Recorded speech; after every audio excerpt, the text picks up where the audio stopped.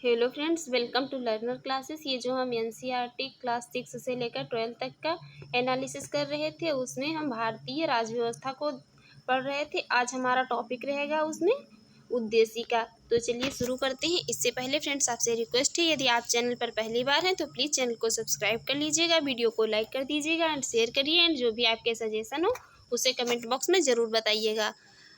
चलिए शुरू करते हैं। देखते हैं संविधान की उद्देशिका, प्रस्तावना या प्रियम्बल। ये मोस्ट इम्पॉर्टेंट संविधान के लिए है। संविधान का एक अभिन्न अंग है उद्देशिका। हम भारत के लोग भारत को एक संपूर्ण प्रभुत्व संपन्न, कभी कभी फ्रेंड्स क्या होता है, हमें पूरी प्रस्तावना जो है याद होती है, लेकिन जो है हमें ये नहीं पता हो पाता है कि जो इसमें इसकी तत्व कौन कौन से हैं। तो हम यहाँ पर जो है इसको यहाँ पर एकदम एनालिसिस करेंगे। यहाँ पर हम भारत के लोग भारत को एक संपूर्ण प्रभुत्व संपन्न, ये यहाँ पर जो ये प्रभुत्व संपन्न, समाजवादी, पंथनिरपेक्ष, लोकतंत्रात्मक हैं, ये सभी क्या है, ये उद्देशिका के तत्व हैं। सभी गणराज्य बनाने के लिए तथा उसके समस्त नागरिकों को सामाजिक, आर्थिक और राजनैतिक, ये भी जो इसके तत्व ही हैं, सामाजिक, आर्थिक और राजनैतिक न्याय किसके, उद्देशिका के। विचार, अभिव्यक्ति, विश्वास, धर्म और उपासना की स्वतंत्रता, ये सभी क्या है, ये इसके सभी तत्व हैं। उपासना की स्वतंत्रता, प्रतिष्ठा और अवसर की क्षमता, प्रतिष्ठा और अवसर की क्षमता प्राप्त करने के लिए, प्रतिष्ठा और अवसर की क्षमता प्राप्त कराने के लिए तथा उन सब में व्यक्ति की गरिमा और राष्ट्र की एकता और अखंडता सुनिश्चित करने वाली बंधुता को बढ़ाने के लिए दृढ़ संकल्प होकर अपनी इस संविधान सभा में आज तारीख 26 नवंबर 1949 ईस्वी मिति मार्गशीर्ष शुक्ल सप्तमी संवत 2006 विक्रमी को जो है को इत द्वारा इस संविधान को अंगीकृत, अधिनियमित और आत्मार्पित करते हैं। ये संविधान जो है इसे अधिनियमित किया गया था 26 नवंबर 1949 को। ये इसकी संविधान जो है इसकी संविधान की इसमें प्रस्तावना में यहाँ पर दिया गया है। ये इसके अब जो है आप लोग इसके तत्व समझ चुके होंगे संविधान की प्रस्तावना के। आगे बात करते हैं।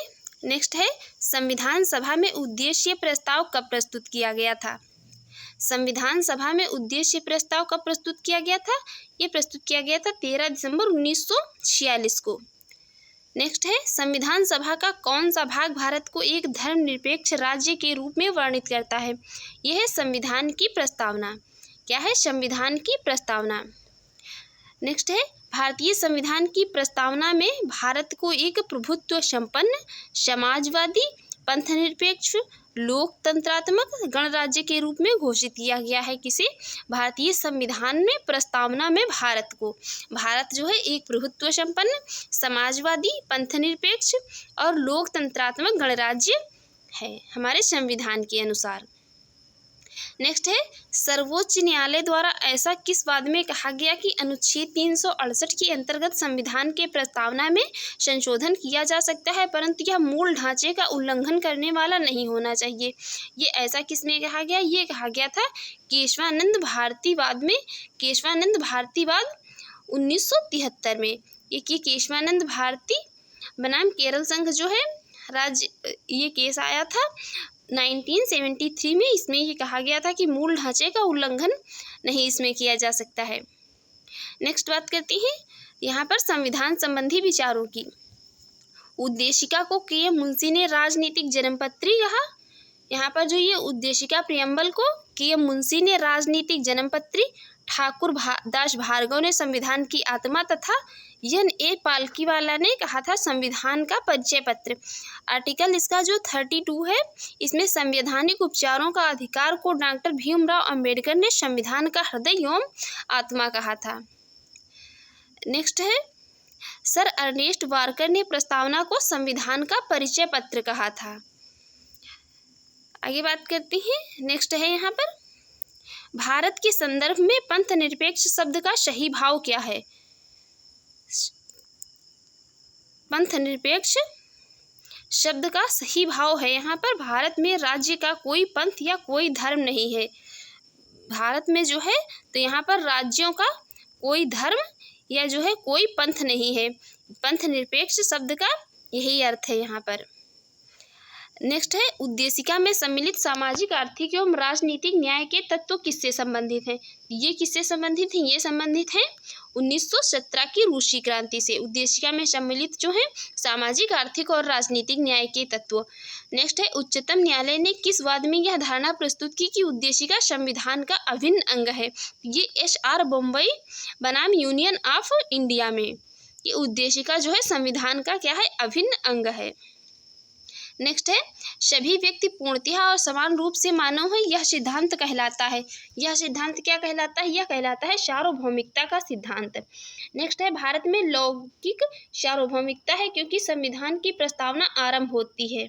मोस्ट इंपॉर्टेंट है, संविधान की प्रस्तावना आरंभ होती है हम भारत के लोगों के साथ, we the people of India.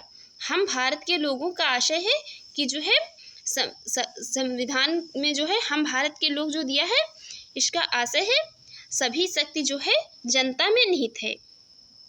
सभी शक्ति क्या है? जनता में निहित है। नेक्स्ट है, लोक कल्याण शब्द भारत के संविधान की उद्देशिका में नहीं है, बल्कि यह क्या है? यह राज्य के नीति निर्देशक तत्वों का भाग है, लोक कल्याण शब्द। नेक्स्ट बात करते हैं। नेक्स्ट है, किस संशोधन के द्वारा भारतीय संविधान की उद्देशिका में संशोधन किया गया था? ये किसके द्वारा किया गया था? ये किया गया था 42वें संविधान संशोधन के द्वारा। नेक्स्ट है, भारतीय संविधान की प्रस्तावना में जिन आदर्शों एवं उद्देश्यों की रूपरेखा दी गई है उनका विस्तार कहाँ है? उनका विस्तार है मूल अधिकारों, राज्य के नीति निर्देशक सिद्धांतों एवं मौलिक कर्तव्यों के अध्याय में। नेक्स्ट है, राज्य का सबसे महत्वपूर्ण तत्व क्या है? राज्य का सबसे महत्वपूर्ण तत्व है संप्रभुता। राज्य का सबसे महत्वपूर्ण तत्व क्या है? वो है संप्रभुता। राज्य का सबसे महत्वपूर्ण तत्व है यहाँ पर संप्रभुता। संप्रभुता सबसे इसका जो है महत्वपूर्ण तत्व है। नेक्स्ट है, समाजवादी, अखंडता तथा पंथ निरपेक्ष शब्द संविधान की प्रस्तावना में किस संशोधन के द्वारा सम्मिलित किए गए हैं? ये किसके द्वारा सम्मिलित किए गए हैं? समाजवादी, अखंडता तथा पंथ निरपेक्ष, ये 42वें संविधान संशोधन के द्वारा। उद्देशिका को राजनीतिक जन्मपत्री किसने कहा? ये कहा था KM मुंशी ने। नेक्स्ट है, प्रस्तावना संविधान का अंग नहीं है, उच्चतम न्यायालय ने यह मत किस वाद में व्यक्त किया? ये वेरूबारी संघ मामले में वर्ष 1960 में। नेक्स्ट है, संविधान निर्माण में महत्वपूर्ण भूमिका निभाने वाले संविधान सभा के सदस्य सर अल्लादी कृष्ण स्वामी अय्यर के अनुसार संविधान की प्रस्तावना हमारे दीर्घकालिक सपनों का विचार है। ऐसा कहा था किसने? सर अल्लादी कृष्ण स्वामी अय्यर ने। गोलकनाथ नेक्स्ट है, गोलकनाथ बनाम राज्य के मामले में यहाँ पर ये जो गोलकनाथ बनाम राज्य मामला था, इसमें न्यायमूर्ति थे एम हिदायतुल्लाह ने उद्देशिका को संविधान की मूल आत्मा कहा था। किसने? एम हिदायतुल्लाह ने, गोलकनाथ बनाम पंजाब राज्य वाद में। नेक्स्ट बात करेंगे हम यहाँ पर संघ एवं राज्य क्षेत्रों की। संघ एवं राज्य क्षेत्रों में सबसे पहले यहाँ पर देखेंगे हम आर्टिकल 1। पहला आर्टिकल यहाँ पर देखेंगे। पहले आर्टिकल में है भारत के राज्य क्षेत्र में निम्नलिखित क्षेत्र शामिल है। पहला शामिल है राज्यों के राज्य क्षेत्र, संघ के राज्य क्षेत्र और ऐसे अन्य राज्य क्षेत्र जो अर्जित किए जाएं। नेक्स्ट है भारतीय संघ के अंतर्गत किसी राज्य को सम्मिलित करने का अधिकार किसे प्राप्त है? ये किसको प्राप्त है? प्राप्त है संसद को। नेक्स्ट है संविधान के प्रथम अनुच्छेद के अनुसार भारत होगा राज्यों का संघ। नेक्स्ट है भारत में कितने राज्य एवं संघीय प्रदेश हैं? वर्तमान में 28 राज्य एवं 8 संघीय प्रदेश हैं, जिसमें राष्ट्रीय राजधानी क्षेत्र भी सम्मिलित हैं। नेक्स्ट है यहाँ पर लोकसभा में केंद्र शासित प्रदेशों के लिए अधिकतम कितनी सीटें आरक्षित है? ये आरक्षित हैं 20-20। नेक्स्ट है दो पृथक केंद्र शासित प्रदेशों के रूप में जम्मू कश्मीर का विभाजन कब किया गया? जम्मू कश्मीर का विभाजन यहाँ पर किया गया था 31 अक्टूबर 2019 को। अब यहाँ पर हम संघ एवं जो है एवं इसके राज्य क्षेत्रों से संबंधित आर्टिकल को भी देख लेते हैं। यहाँ पर पहला आर्टिकल है उसमें यह है संघ के क्षेत्र का नाम। आर्टिकल दूसरे में नए राज्यों के प्रवेश अथवा स्थापना का जो है संसद का अधिकार। आर्टिकल थर्ड है इसमें नए राज्यों की स्थापना तथा वर्तमान राज्यों के क्षेत्रफल, सीमा अथवा नामों में परिवर्तन। और इसका आर्टिकल 4 है जो, तो इसमें अनुच्छेद 2 एवं 3 के अंतर्गत बनाए गए कानून जिसके द्वारा पहली तथा चौथी अनुसूची एवं पूरक, अनुशांसिक एवं अनुवर्ती मामलों में जो है संशोधन किया जा सके। नेक्स्ट देखते हैं। नेक्स्ट है नए राज्य के गठन की शक्ति किसे प्राप्त है, तो ये किसे प्राप्त है, संसद को। नेक्स्ट है राज्यों के पुनर्गठन से संबंधित फजल अली आयोग का गठन किस वर्ष किया गया था, ये किया गया था 1953 में। नेक्स्ट है भाषाई आधार पर भारत में सर्वप्रथम किस राज्य का गठन किया गया था, तो लिंग्विस्टिक बेसिस पर जो है इसमें किसका किया गया था, तो ये सर्वप्रथम राज्य था आंध्र प्रदेश। भाषाई आधार पर जो है मोस्ट इंपॉर्टेंट क्वेश्चन है, बहुत पूछा जाता है, हर एग्जाम में पूछा जाता है। भाषाई आधार पर सर्वप्रथम गठित होने वाला राज्य था वो था आंध्र प्रदेश। नेक्स्ट है राज्य पुनर्गठन आयोग, स्टेट रीऑर्गेनाइजेशन कमीशन ने 1 नवंबर 1956 को कितने राज्य तथा केंद्र शासित प्रदेश बनाए थे, तो इनकी संख्या थी 14 राज्य थे तथा 6 जो है संघ राज्य थे। नेक्स्ट है यहाँ पर सिक्किम भारत का एक पूर्ण राज्य किस वर्ष बनाया गया था, ये बनाया गया था 36वें संविधान संशोधन के अंतर्गत 1975 में। नेक्स्ट है भारत में केंद्र शासित प्रदेशों का प्रशासन किसके द्वारा किया जाता है, तो ये किया जाता है राष्ट्रपति के द्वारा। भारत में जितने भी केंद्र शासित प्रदेश हैं उनका प्रशासन किसके द्वारा किया जाता है, राष्ट्रपति के द्वारा, याद रखिए। नेक्स्ट है जूनागढ़ रियासत को जनमत संग्रह के आधार पर, जूनागढ़ रियासत जो थी तो उसको जनमत संग्रह के आधार पर, हैदराबाद रियासत को सैन्य कार्यवाही के आधार पर जो है भारत में शामिल किया गया था। जम्मू कश्मीर रियासत के शासक थे हरि सिंह ने पाकिस्तानी सेना एवं कबायलियों के आक्रमण से सुरक्षा जो है सुनिश्चित करने हेतु भारत के साथ क्या किया था, विलय पत्र पर हस्ताक्षर करके कश्मीर को भारत में सम्मिलित किया था। नेक्स्ट यहाँ पर बात करते हैं, ये जो पहले के विशेष राज्यों को राज्य का दर्जा था, ये इतने राज्य थे जिनको विशेष राज्य का दर्जा था, उनको भी देख लेते हैं। यहाँ पर असम राज्य को विशेष राज्य का दर्जा था 1969 में, हिमाचल प्रदेश को था 1971 में, मेघालय को था 1972 में, सिक्किम को था 1975 से लेकर 1976 तक, और अरुणाचल प्रदेश को था 1986 से लेकर 1987 तक, और नागालैंड को था 1969 तक, मणिपुर को था 1972 तक, त्रिपुरा को था 1972 में, मिजोरम को था 1986 से लेकर 87 तक। इन राज्यों को जो है पहले क्या था, विशेष राज्य का दर्जा प्राप्त था। नेक्स्ट यहाँ पर बात करेंगे हम ये क्षेत्रीय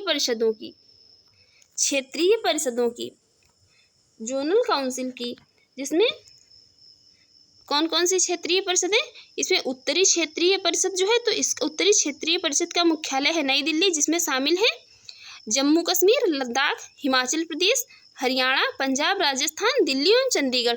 केंद्रीय क्षेत्रीय परिषद जो है इसमें इसका मुख्यालय है प्रयागराज में, इसमें शामिल है उत्तर प्रदेश, उत्तराखंड, मध्य प्रदेश तथा छत्तीसगढ़।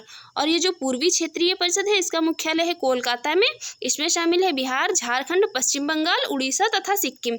पश्चिमी क्षेत्रीय परिषद जो है इसमें इसका मुख्यालय है मुंबई में, इसमें शामिल है गुजरात, महाराष्ट्र, गोवा, दादरा एवं नगर हवेली तथा दमन एवं दीव।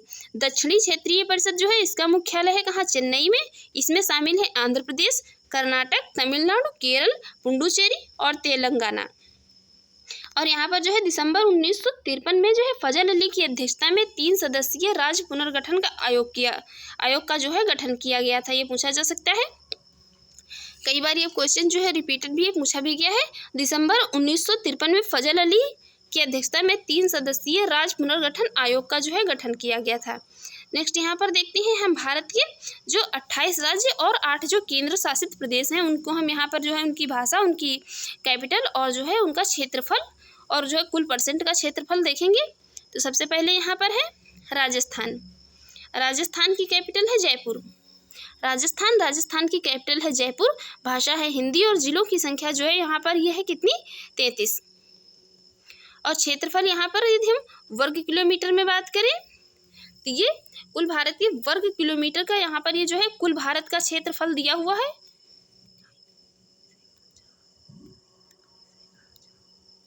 यहाँ पर जो है तो ये इसका कुल भारत का क्षेत्रफल वर्ग किलोमीटर में दिया है। तो राजस्थान का जो है कुल क्षेत्रफल है कितना 3,42,239 वर्ग किलोमीटर और परसेंट में है तो कुल क्षेत्रफल का ये 10.41% है। नेक्स्ट है यहाँ पर मध्य प्रदेश। मध्य प्रदेश की कैपिटल है भोपाल, भाषा है हिंदी और यहाँ पर जिलों की संख्या है 52 और इसका क्षेत्रफल जो है ये कितना है, ये है 3,08,245 वर्ग किलोमीटर और परसेंट की बात की जाए तो परसेंट है कितना 9.37%। नेक्स्ट है यहाँ पर महाराष्ट्र। महाराष्ट्र की कैपिटल है मुंबई और भाषा है मराठी, जिलों की संख्या है यहाँ पर 36 और इसका क्षेत्रफल है ये है कितना 3,07,713 और अगर परसेंट में बात की जाए तो परसेंट में है 9.36%। उसके बाद है यहाँ पर उत्तर प्रदेश। उत्तर प्रदेश की कैपिटल है लखनऊ और यहाँ इसकी जो है उत्तर प्रदेश की भाषा है हिंदी और उर्दू। यहाँ पर जो है जिलों की संख्या सबसे ज़्यादा है उत्तर प्रदेश में, यहाँ पर जो है 75 जिले हैं और इसका क्षेत्रफल है तो ये है 2,43,286 और परसेंट में यदि बात की जाए तो यहाँ पर ये 7.18% है। उसके बाद है गुजरात। गुजरात की कैपिटल है गांधीनगर और यहाँ पर जो है इसकी ये भाषा क्या है गुजराती है, जिले हैं 33, इसका जो है क्षेत्रफल है 1,96,024 और इसमें परसेंट में तो 5.96%। उसके बाद है कर्नाटक। कर्नाटक की कैपिटल बंगलुरु, भाषा कन्नड़, डिस्ट्रिक्ट 31, क्षेत्रफल 1,91,791, परसेंट में 5.83। उसके बाद है कर्नाटक। उसके बाद है यहाँ पर आंध्र प्रदेश।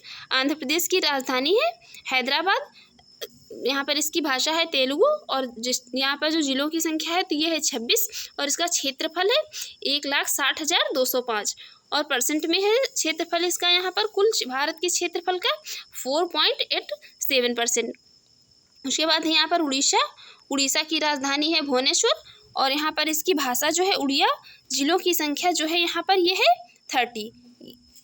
ये इसका यहाँ पर जो है क्षेत्रफल इतना इम्पोर्टेंट नहीं है। उसके बाद यहाँ पर छत्तीसगढ़। छत्तीसगढ़ की कैपिटल है रायपुर और भाषा है वहाँ की हिंदी और जिलों की संख्या यहाँ पर है 32। उसके बाद तमिलनाडु। तमिलनाडु की कैपिटल है चेन्नई, यहाँ की भाषा है तमिल और जिलों की संख्या है 38। बिहार। बिहार की कैपिटल है पटना, यहाँ की भाषा है हिंदी और यहाँ पर भी जिलों की संख्या जो है तो 38 है। ये तमिलनाडु और बिहार में जो वर्तमान में है तो जिलों की संख्या 38 ही है। नेक्स्ट है पश्चिम बंगाल। पश्चिम बंगाल की कैपिटल कोलकाता, भाषा बांग्ला और जिलों की संख्या है 23। नेक्स्ट है अरुणाचल प्रदेश। अरुणाचल प्रदेश की कैपिटल है ईटानगर, इसकी यहाँ पर जो भाषा है ये अंग्रेजी है और यहाँ पर जिलों की संख्या है 25। नेक्स्ट है झारखंड। झारखंड की कैपिटल है रांची और यहाँ पर जो इसकी भाषा है हिंदी और जिले हैं 24। नेक्स्ट है असम। असम की कैपिटल है दिसपुर और भाषा यहाँ की असमिया है, जिलों की संख्या है कितनी, क्या है 34।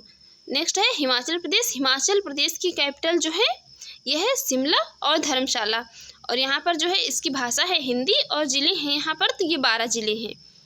नेक्स्ट है उत्तराखंड। उत्तराखंड की यहाँ पर 2 कैपिटल हैं, एक है देहरादून और दूसरी है गैरसैंण, इसकी और यहाँ पर भाषा है हिंदी और संस्कृत, जिलों की संख्या यहाँ पर है 13। पंजाब। पंजाब की कैपिटल है चंडीगढ़, चंडीगढ़ और इसकी भाषा है पंजाबी और जिलों की संख्या है यहाँ पर 23। हरियाणा। हरियाणा की कैपिटल भी है चंडीगढ़ और इसकी भाषा है हिंदी हरियाणा की और यहाँ पर जिलों की संख्या है वो है 22। नेक्स्ट है यहाँ पर केरल। केरल की कैपिटल क्या है, केरल की कैपिटल है तिरुवनंतपुरम और लैंग्वेज है यहाँ की जो भाषा है वो है मलयालम और जिले यहाँ पर जो है वो हैं कितने 14। नेक्स्ट है मेघालय। मेघालय की कैपिटल है शिलांग और यहाँ की भाषा जो है तो वो है गारो और जिले यहाँ पर है 12। मणिपुर। मणिपुर की कैपिटल है इम्फाल और भाषा यहाँ पर जो है मणिपुरी है और जिले हैं यहाँ पर 16। नेक्स्ट है मिजोरम। मिजोरम की कैपिटल है आइजोल और भाषा है यहाँ पर मिजो, जिलों की संख्या है 11। नेक्स्ट है नागालैंड। नागालैंड की कैपिटल है कोहिमा, भाषा है अंग्रेजी यहाँ पर और ज़िले यहाँ पर भी जो है 11 हैं। मिजोरम और नागालैंड में वर्तमान में ज़िले जो है 11-11 हैं। नेक्स्ट है त्रिपुरा। त्रिपुरा की कैपिटल है अगरतला और भाषा यहाँ पर है बांग्ला, जिलों की संख्या है 8। नेक्स्ट है सिक्किम। सिक्किम की कैपिटल है गंगटोक, भाषा है नेपाली और जो है जिलों की संख्या है यहाँ पर 8। नेक्स्ट है गोवा, गोवा की कैपिटल है पणजी, भाषा है कोंकणी, और यहाँ पर जो है जिलों की संख्या कितनी है 2 मात्र। जिलों की संख्या जो यहाँ पर सबसे कम है कहाँ गोवा में, वो मात्र 2 हैं। नेक्स्ट है तेलंगाना, तेलंगाना की जो है कैपिटल है हैदराबाद, और हैदराबाद की जो है यहाँ पर भाषा इसकी है तेलुगु और उर्दू, और जिलों की संख्या जो है यहाँ पर तो है ये है यहाँ पर कितनी, ये है 33। अब हम देखते हैं यहाँ पर 8 जो केंद्र शासित प्रदेश हैं, उन 8 केंद्र शासित प्रदेशों में यहाँ पर देखेंगे हम। पहला केंद्र शासित प्रदेश है कौन सा, पहला केंद्र शासित प्रदेश है अंडमान एवं निकोबार, इसकी कैपिटल है पोर्ट ब्लेयर, जिलों की संख्या है 3।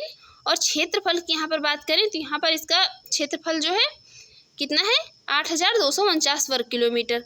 नेक्स्ट है चंडीगढ़, चंडीगढ़ की कैपिटल है चंडीगढ़, जिलों की संख्या 1 है और क्षेत्रफल 114 वर्ग किलोमीटर। नेक्स्ट है दादरा एवं नगर हवेली तथा दमन व दीव, इसकी कैपिटल है दमन, जिले हैं 3, वर्ग किलोमीटर में क्षेत्रफल है 603।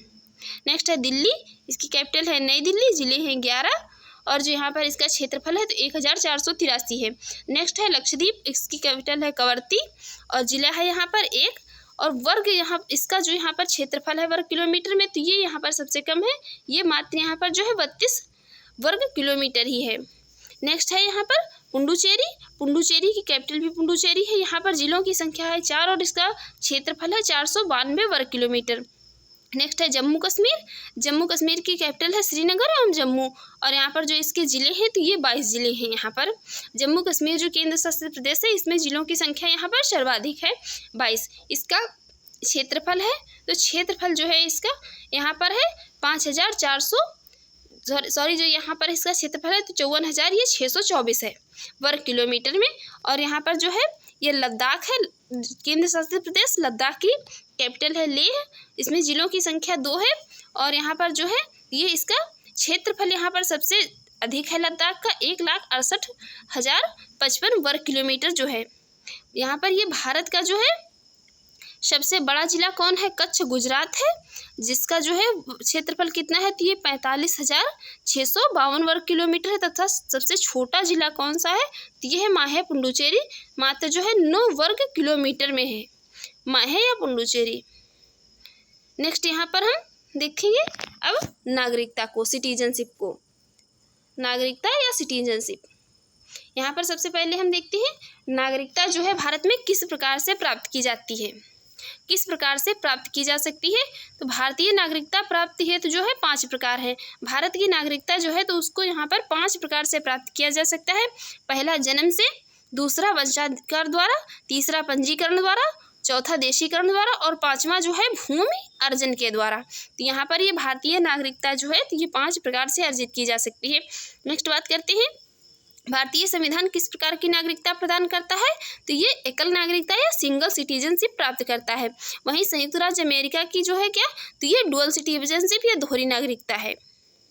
नेक्स्ट है नागरिक संशोधन अधिनियम 2019 CAA में किन देशों के हिंदू, बौद्ध, सिख, जैन, पारसी तथा ईसाई नागरिकों को भारत की नागरिकता प्रदान करने का प्रावधान है। तो ये किन किन को प्रावधान है, ये पाकिस्तान, बांग्लादेश तथा अफगानिस्तान के जो हिंदू, बौद्ध, सिख, जैन, पारसी, ईसाई हैं, इनको क्या है भारत की नागरिकता प्रदान करने का प्रावधान किया गया है। नेक्स्ट है भारतीय नागरिक की नागरिकता किस आधार पर समाप्त हो सकती है। भारतीय नागरिक की जो है उसकी नागरिकता किन किन आधारों पर समाप्त हो सकती है, तो परित्याग द्वारा या पर्यावसान तथा वंचना के आधार पर, या तो वो खुद अपनी जो है नागरिकता त्याग दे या वो किसी अन्य देश की नागरिकता हासिल कर ले तो भी उसकी नागरिकता जो है यहाँ पर समाप्त कर दी जाती है, या ऐसा कोई जो है गैर कानूनी कार्य करे जिसके द्वारा जो है उसकी नागरिकता समाप्त की जा सकती है। नेक्स्ट है भारत से बाहर लगातार कितने वर्षों तक रहने पर भारतीय नागरिकता समाप्त कर दी जाएगी, तो 7 वर्षों पर। यदि भारत का कोई भी नागरिक है और वह लगातार जो है किसी अन्य देश में 7 वर्षों तक रह रहा है तो भारत में जो है उसकी नागरिकता स्वतः समाप्त कर दी जाएगी। नेक्स्ट है प्रवासी भारतीय दिवस कितने समयांतराल पर मनाया जाता है, ये प्रति 2 वर्षों पर मनाया जाता है। नेक्स्ट यहाँ पर नागरिकता से संबंधित जो है प्रमुख आर्टिकल है उनको हम यहाँ पर देख लेते हैं। नागरिकता जो है यहाँ पर 5 से 12 तक अनुच्छेद जो है उसमें यहाँ पर उसके प्रावधान किए गए हैं। तो आर्टिकल जो 5 है उसमें संविधान लागू होने के समय नागरिकता।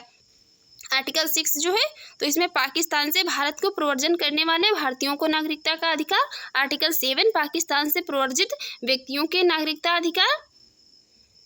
नेक्स्ट ये यहाँ पर इसका आर्टिकल 7 है, इसमें पाकिस्तान से प्रव्रजित व्यक्तियों के नागरिकता के अधिकार है। आर्टिकल 8 जो है इसमें भारतीय मूल के उन लोगों को नागरिकता अधिकार है जो भारत के बाहर रह रहे हैं। और आर्टिकल इसका जो 9 है जिस व्यक्ति ने स्वेच्छा से विदेशी नागरिकता प्राप्त कर ली है उसकी भारतीय नागरिकता समाप्त मान ली जाएगी।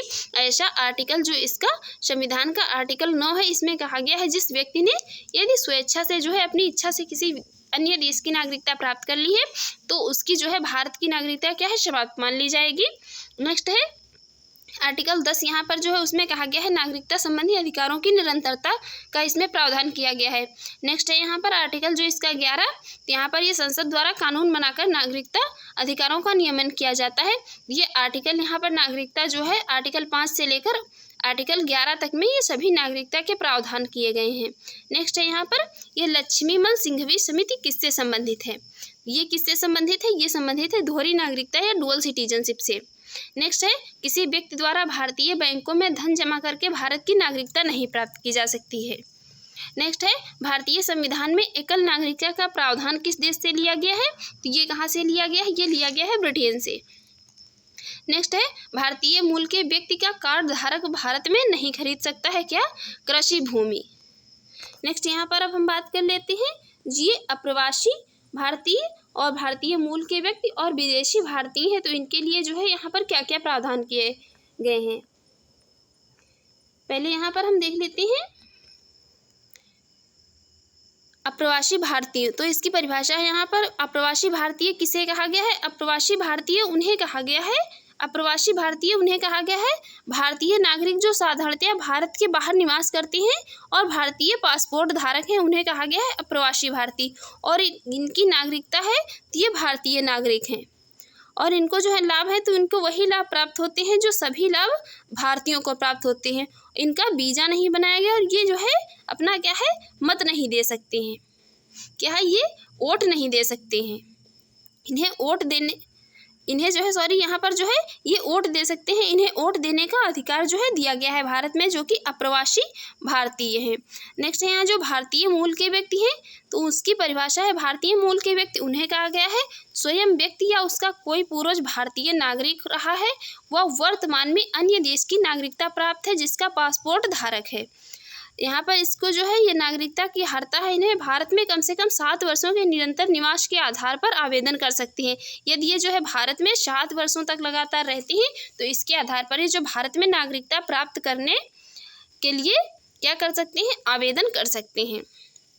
और इनको जो प्राप्त लाभ है तो इनको कोई विशेष लाभ नहीं दिया जाता है और इनका वीज़ा भी बनाया गया है और ये क्या है ये वोट नहीं दे सकते हैं।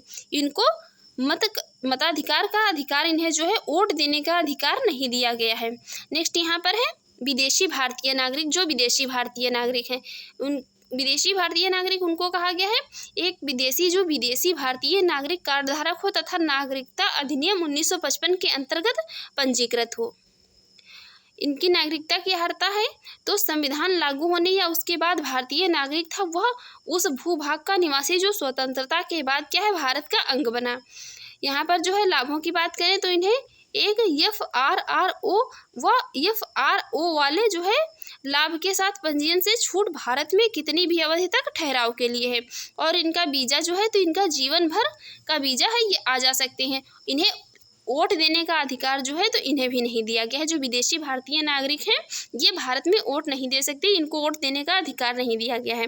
नेक्स्ट बात करते हैं यम सिंघवी की अध्यक्षता में गठित समिति ने प्रतिवर्ष 9 जनवरी को जो है प्रवासी भारतीय दिवस मनाने की अनुशंसा की थी। एक यम सिंघवी जो थे उनकी अध्यक्षता में एक समिति का गठन किया गया जिसमें क्या है 9 जनवरी को प्रवासी भारतीय दिवस जो है मनाने की अनुशंसा की गई थी। फ्रेंड्स जो है आपको यदि हमारी वीडियो अच्छी लगी हो और आपके एग्ज़ाम के लिए यूजफुल रही हो तो प्लीज़ चैनल को सब्सक्राइब कर लें, वीडियो को ज़्यादा से ज़्यादा लाइक करें, शेयर करें। एंड जो है आपकी जो भी सजेशन हो उसे कमेंट बॉक्स में ज़रूर बताएं। Thanks for watching.